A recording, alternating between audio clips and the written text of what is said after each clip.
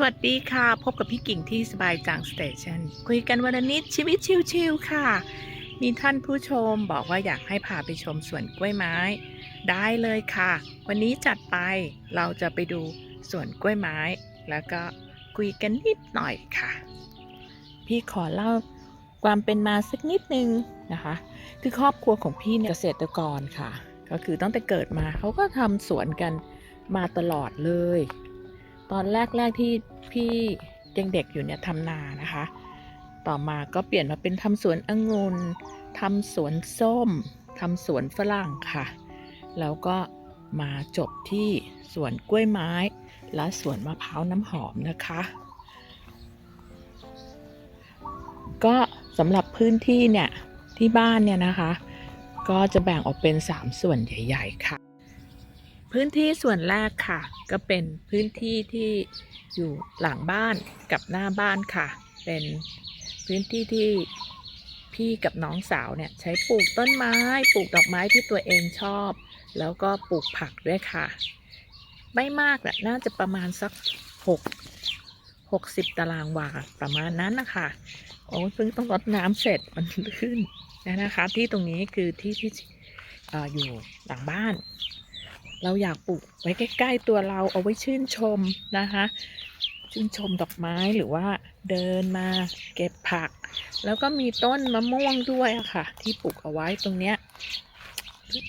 นะคะนี่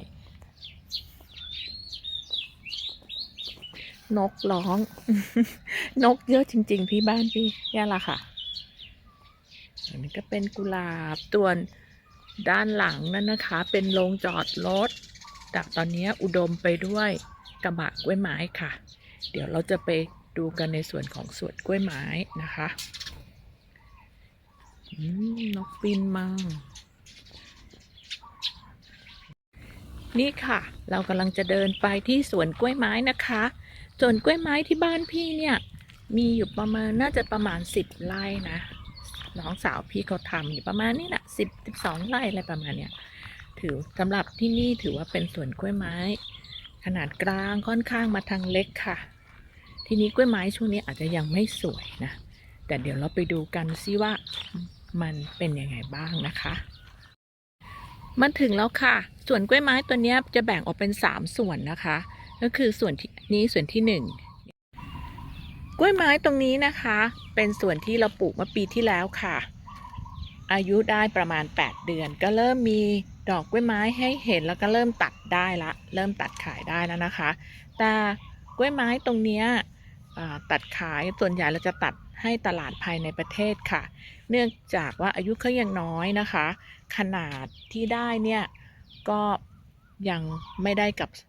สเปคที่ทางบริษัทส่งออกเขากำหนดค่ะเขาจะกำหนดไว้ประมาณ3 ไซส์ก็คือมีไซส์สั้นสวยยาวพิเศษค่ะอย่างสั้นสวยเนี่ยก็ต้องมีขนาดประมาณ45 เซนขึ้นไปยาวก็50 เซนขึ้นไปยาวพิเศษก็ต้อง60 เซนขึ้นไปโดยเขาจะวัดจากก้านขึ้นไปนะคะเนี่ยดอกไม้ไม่ค่อยสวยเนี่ยวัดจากตั้งแต่ก้านที่ตัดเนี่ยขึ้นไปเลยค่ะแล้วถ้าส่งต่างประเทศเนี่ยเราก็จะต้องกำด้วยนะกำหนึ่งจะมี10 ช่อนะคะทางบริษัทเขาก็จะมารับถึงที่เลยค่ะแต่กล้วยไม้ที่ยังอยู่ในสวนเนี่ยจะเป็นกล้วยไม้ที่ยังไม่ค่อยดอกยังไม่ค่อยสวยอ่ะยังไม่ได้ขนาดเพราะฉะนั้นเราจะส่งตลาดภายในประเทศจะขายเป็นกิโลกรัมค่ะ1 กิโลเขาก็จะมัดเป็น 1 กรัมนะคะราคาเนี่ยตั้งแต่พี่กลับมาอยู่บ้านมันจะมีช่วงที่ราคาถูกก็กิโลละ30-40 บาทถ้าแพงสุดก็180 บาทนะคะเขาก็จะส่งแม่ค้าแถวบ้านแล้วก็จะมีน้องที่เขารับไปขายออนไลน์นะคะส่งไปต่างจังหวัดแล้วก็ส่งไปแถวลาวหรือทางภาคใต้ค่ะอันนี้นะคะเป็นพี่ขอเรียกว่ากล้วยไม้วัยรุ่นแล้วกันมีอายุได้8 เดือนค่ะอันนี้นะคะเป็นสปริงเกิลที่เขาจะวางไว้เป็นจุดๆนะคะปักไว้เป็นจุดๆตามโต๊ะของกล้วยไม้หรือว่าเราเรียกว่าเลนกล้วยไม้ค่ะเพื่อใช้รดน้ำนี่เพิ่งรดเสร็จไป ไปเองนะคะแล้วเมื่อเช้านี้ก็ตัดกล้วยไม้ที่เรียกว่ากล้วยไม้ตลาดคือกล้วยไม้ที่ส่งภายในประเทศเนี่ยไปเดี๋ยวต้องไปดูที่ว่าเขาตัดเยอะหรือเปล่านะคะอันนี้มาดูส่วนที่2นี่ค่ะว่างเปล่าก็คือเราลื้อออกไปแล้วลื้อกล้วยไม้ที่อายุเยอะคือ6-7 ปีอะไรพวกนี้เราลื้อออกไปแล้วเพราะว่าเขาอายุมากเกินไปก็จะไม่ค่อยออกดอกนะคะแล้วก็ต้นเขาก็โทรมอะค่ะแต่เรารื้อออกเนี่ยเราก็จะเอาต้นเนี่ยขายนะคะก็มีการขายก็จะมีคนมารับซื้อนะคะแล้วก็จะมีน้องๆทีมงานชาวพม่าเนี่ยเขาจะมาตัดแล้วก็ขนกระบะแห้งๆเนี่ยออกไปทิ้งให้แล้วก็เขาก็จะมาตัดแล้วก็ขายกิโลละเราขายกิโลละ5 บาทคนตัดได้กิโลละ2 บาทค่ะตอนนี้ก็รออยู่ว่าจะลงกล้วยไม้ซึ่งเราจะลงประมาณปลายหน้าร้อนคือจะต้องเป็นช่วงที่ใกล้จะฝนละใกล้จะมีฝนแล้วเขาจะได้แตกดีนะคะเดี๋ยวเดินไปดูส่วนที่เป็นกล้วยไม้ที่เกษียณอายุหรือกล้วยไม้แก่ค่ะจริงๆนะเราต้องตัดหมายถึงว่าตัดทิ้งออกไปหรือว่าจริงแล้วเราจะต้องเอากล้วยไม้เก่าพวกนี้นะคะออกไปตั้งแต่ช่วงประมาณเกือบ2 ปีแล้วล่ะแต่เราติดช่วงโควิดค่ะเราก็ไม่สามารถที่จะลงทุนอะไรได้มากมายเพราะว่าภาวะเศรษฐกิจมันไม่ดีเพราะกล้วยไม้เนี่ยส่วนใหญ่จะส่งไปจีนนะคะหรือกล้วยไม้ต้นไม้แก่ๆเนี่ยที่เดี๋ยวเราจะพาไปดูเนี่ยก็ส่งที่จีนเหมือนกันค่ะอันนี้ก็เป็นนี่แหละค่ะสปริงเกิลที่เอาไว้รดน้ำนะคะมาถึงแล้วค่ะนี่คือกล้วยไม้ที่เรียกว่า expire หรือเกษียณแล้ว7 ปีแล้วมั้งคะอาจจะเกิน7 ปีเป็นแล้วได้ซ้ำไปแต่เนื่องจากภาวะเศรษฐกิจแล้วก็โควิดเนี่ยทำให้เราต้องเก็บเขาไว้ก่อนซึ่งอันเนี้ยเราจะต้องตัดออกนะคะตัดต้นพวกนี้แต่ก่อนที่จะตัดเนี่ยเขาจะผ่าเอาหน่อแยกหน่อออกไปปลูกค่ะถึงสภาพต้นแบบนี้นะผ่าหมายถึงแยกหน่อปลูกได้ทั้งหมดทั้งสวนนี่เลยค่ะจริงๆแล้วเราสลับเป็นล็อกไปเริ่มมาตั้งแต่ปีที่แล้วล่ะค่ะแต่เราควรจะทำมาก่อนหน้านี้ละแต่มันทำอย่างที่บอกแล้วนะคะเสร็จแล้วต้นพวกนี้ค่ะอย่างเงี้ยก็เอาไปขายได้นะคะอย่างที่บอกเขาจะขายกิโลกรัมคราวที่แล้ว2-3 เดือนที่แล้วขายล็อกนั้นไปได้โลละ5 บาทคนมาตัดได้โลละ2 บาทค่ะนี่แหละคือกล้วยไม้เกษียณอายุของสวนเหมือนวาดการ์เด้นเขาค่ะพี่ทำคลิปแนะนำเกี่ยวกับกล้วยไม้ไว้นะคะหรือชื่อกล้วยไม้ทำรายได้ประจำทำเงินเป็นแสนหรืออะไรเนี่ยพี่จะวางลิงก์ไว้ข้างล่างแล้วก็มีเล่าเรื่องเกี่ยวกับตอนช่วงที่มีโควิด 19ปีที่เป็นปีแรกแล้วก็จีนปิดประเทศนะคะเราต้องตัดกล้วยไม้เนี่ยทิ้งไปนะตอนนั้นประมาณตัดพี่เห็นเขาตัดน่าจะ2-3 ตันนะตัดทิ้งไปอะค่ะเนี่ยค่ะ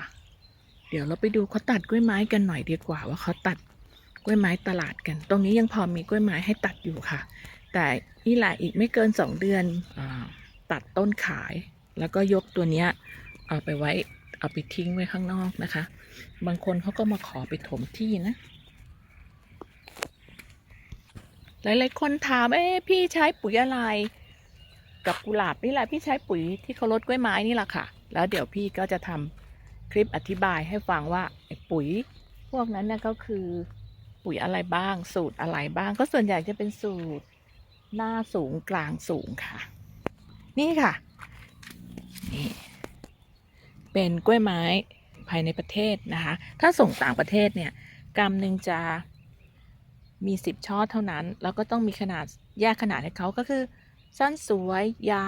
าวพิเศษส่วนอันเนี้ยไม่จำกัดค่ะแต่กรัมหนึ่งเนี่ยจะต้องได้ประมาณสัก1 กิโลซึ่งคนตัดเนี่ยเขาจะชำนาญค่อนข้างรู้ว่าขนาดเนี้ยมันได้กิโลหนึ่งแต่เราก็ต้องไปชั่งกิโลอีกทีหนึ่งนะคะถึงไม้จะเก่าใกล้เกษียณดอกก็ยังเยอะอยู่นะ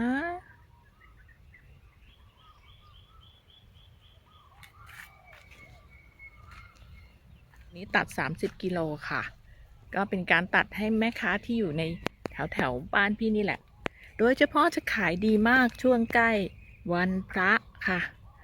ช่วงวันพระเนี่ย ก่อนวันพระสัก3 วันเนี่ยจะเป็นช่วงที่เราจะต้องตัดดอกไม้นะคะ หรือช่วงเทศกาลต่างๆนี่เดี๋ยวเราให้ดูนี่ชอบแบบนี้เวลาวัดเนี่ยวัดตั้งแต่โคนนี้กันมาเลย แล้วต้องมีดอกตูมด้วยนะคะ ถ้าส่งต่างประเทศนะอันนี้ใช้ไม่ได้ ช่วงนี้เราไม่ได้ส่งต่างประเทศแล้วหรอกค่ะ เพราะว่าไม้เราคุณภาพไม่ได้ อย่างเงี้ยชอบแบบนี้แหละค่ะที่จะสามารถส่งต่างประเทศได้ แต่ต้องดูวัดความยาวก่อนว่าถึง45 เซนหรือเปล่าถ้าเป็นสั้นสวยนะ แต่ถ้าสั้นสุดเนี่ยอาจจะได้เขามีสั้นสุดอีกขนาดแล้วเราตัดไปแล้วเราต้องไปกำแต่ถ้าขายไม้ในประเทศเนี่ยโอ้สบายค่ะตัดแล้วก็กำไว้ในมือแล้วเขาก็รวบเข้ามาเป็นกำนี่ค่ะกำลังตัดโดยผู้ชำนาญการเนี่ยเขาจะตัดมือหนึ่งกำไว้มือหนึ่งอย่างนี้แหละค่ะ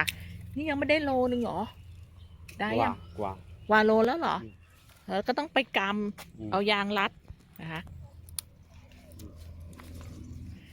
30 โลเหรอวันนี้โลเท่าไหร่ไม่รู้ช่วงนี้ช่วงนั้นก็โล250อุ้ยไม่ได้บ้านเราไม่ได้250แต่เรายังไม่ได้ของเรามันไม่ได้หรอกถ้าตลาดแถวนี้ราคานั้นซื้อไม่ไหวนี่เป็นออฟนี่ของออฟเหรอค่ะคือกล้วยไม้ที่ตัดสำหรับส่งตลาดภายในหรือเราเรียกว่ากล้วยไม้ตลาดตัดไว้แล้วค่ะใครสนใจเกี่ยวกับกล้วยไม้นะคะพี่วางลิงก์เรื่องเกี่ยวกับการปลูกกล้วยไม้ไว้ด้านล่างนะคะเป็นคลิปที่พี่ทำเองหรือจะไปดูจากช่องเหมือนวาดการ์เด้นก็ได้ค่ะเขาเป็นเจ้าของสวนนะคะแล้วพบกันใหม่ในคลิปถัดไปค่ะอย่าลืมรักษาสุขภาพนะคะ